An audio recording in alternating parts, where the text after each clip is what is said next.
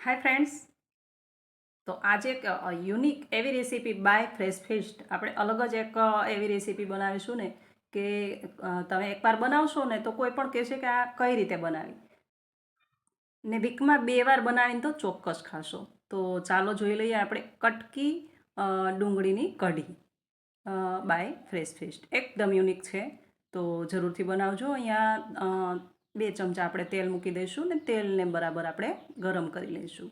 અને જે રીતે આપણે શાકનો કઢીનો વઘાર કરીએ એ જ રીતે આમાં આપણે વઘાર કરીશું.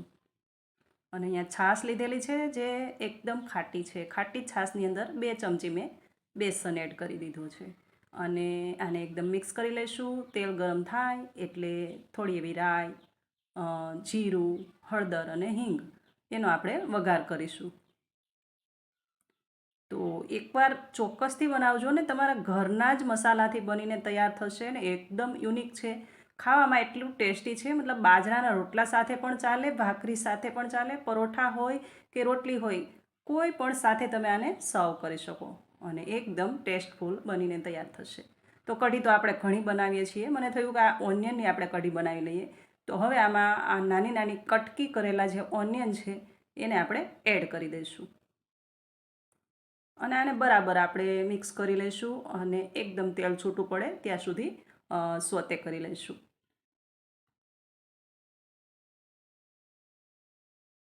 હવે પહેલાં કેવું હતું, કોઈ પણ શાક આપણે બનાવતા હોય ને તો દાદી કે નાની હોય ને એ આપણે ટોકે, મતલબ એવું કે આ શાક આવી રીતે ન હોય, આવી રીતે હોય. પણ અત્યારે કેવું છે કે એક જ ઇન્ગ્રીડિયન્ટ્સ હોય અને તમે યુટ્યુબ પર જુઓ, મતલબ ઓનિયન છે, બટેટા છે, કોઈ પણ એક ઇન્ગ્રીડિયન્ટ્સની અંદર અલગ અલગ રીતે સબ્જી બનાવવામાં આવે છે ને એને અલગ અલગ પોતપોતાની રીતે ટેસ્ટ આપવામાં આવે છે. તો એવી યુનિક રેસીપી આપણે બનાવી રહ્યા છીએ. તો વિડીયો પૂરો જોજો અને રેસીપી ગમે ને તો શેર પણ કરજો અને મારી ચેનલ પર જો નવા હોય ને તો સબસ્ક્રાઈબ પણ કરી દેજો, જેથી કરીને નવી નવી રેસીપી તમને મળતી રહે. હવે અહીંયા છે ને આપણે જે શાકની અંદર મસાલા નાખીએ છીએ એ જ છે ધાણા જીરું, આદુ મરચાંની પેસ્ટ અને સ્વાદ પ્રમાણે નમક, લાલ મરચું બધું જ એડ કરી દઈશું અને બરાબર આને સાતળી લઈશું. જ્યાં સુધી તેલ છૂટું પડે ત્યાં સુધી આ ઓનિયનને આપણે સાતળતા રહીશું.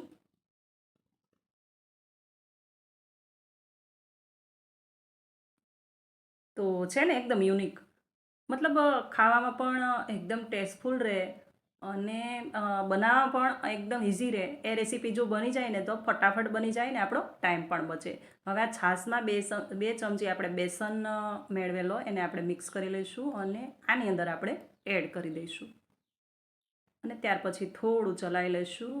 અને જો એકદમ ઘાટું લાગે છે તો હવે આમાં આપણે શું કરવાનું કે પાણી 1 ગ્લાસ એડ કરી દઈશું, કારણ કે બેસન એડ કર્યો છે અને એ પણ 2 ચમચી તો ઘટ્ટ થઈ જશે. તો એના માટે આપણે 1 ગ્લાસ પાણી એડ કરી દઈશું. નમક થોડું ઓછું લાગે છે, મરચું બી ઓછું લાગે છે, તો ઉપરથી મેં પાછું એડ કર્યું છે અને થોડી વાર આ રીતે મિક્સ કરતા રહીશું. ને ત્યાર પછી જો પાછું પાણીની જરૂર જણાય તો પાછો 1 ગ્લાસ આપણે પાણી એડ કરી દઈશું, કારણ કે આમાં બેસન એડ કર્યો છે ને એ પણ આમાં 2 ચમચી એડ કરવાનો છે. મતલબ આ કઢી છે ને એ થોડી થિકનેસમાં બનશે, કારણ કે આની અંદર કોઈ એવા કોફતા તો છે નહીં કે ભરેલા મરચાં પણ નથી. તો કઢી આપણે એકદમ થિકનેસમાં બનાવવાની છે, એટલા માટે 2 ચમચી આપણે બેસન એડ કર્યો છે, માટે આપણે પાછું 1 ગ્લાસ પાણી એડ કરી દઈશું અને આને ત્યાં સુધી ચડવા દઈશું કે એકદમ થોડા થોડા બબલ ન આવે ઉપર, ત્યાં સુધી આને ચડવા દઈશું. હવે જો આશરે 7 મિનિટ થશે ને એટલે કઢી આ રીતની તમારા કઢીની અંદર ઉપર બબલ દેખાશે. અને ત્યાર પછી એ ટાઈમ પર Kashmiri red chilli powder add કર્યો છે ને થોડો ઓરેગેનો, કારણ કે આનાથી છે ને ફ્લેવરફુલ કઢી બનશે અને થોડો એવો કલર પણ આવશે. એટલા માટે મેં ઓરેગેનો એડ કર્યો છે અને કાશ્મીરી રેડ ચીલી પાવડર. એ તમે ઓરેગેનો સ્કીપ પણ કરી શકો અને કાશ્મીરી રેડ ચીલી પાવડર પણ ન હોય તો સ્કીપ કરી શકો, માત્ર ઘરના જ મસાલાથી બનાવી શકો. અને આમાં ઉપરથી આપણે જ્યારે આપણી કઢી તૈયાર થશે ત્યાર પછી એન્ડમાં આપણે કસૂરી મેથી જે મેં એડ કરી છે, જે ડ્રાય મેથી આવે છે એને આપણે હાથથી મસળી અને આમાં એડ કરી દઈશું. જો ન હોય તો સ્કીપ કરી શકો તો પણ ચાલે, પણ ટેસ્ટ લાજવાબ છે, તો એકવાર જરૂરથી બનાવજો. જોઈ શકો છો આ રીતે આ મેથીને આપણે હાથથી મેશ કરી અને આની અંદર એડ કરી દઈશું. તો તૈયાર છે પરફેક્ટ આપણી કટકી ડુંગળીની કઢી. તો ફરી પાછા મળીશું આપણે એક નવી રેસીપી સાથે. ત્યાં સુધી આવજો. Thank you for watching.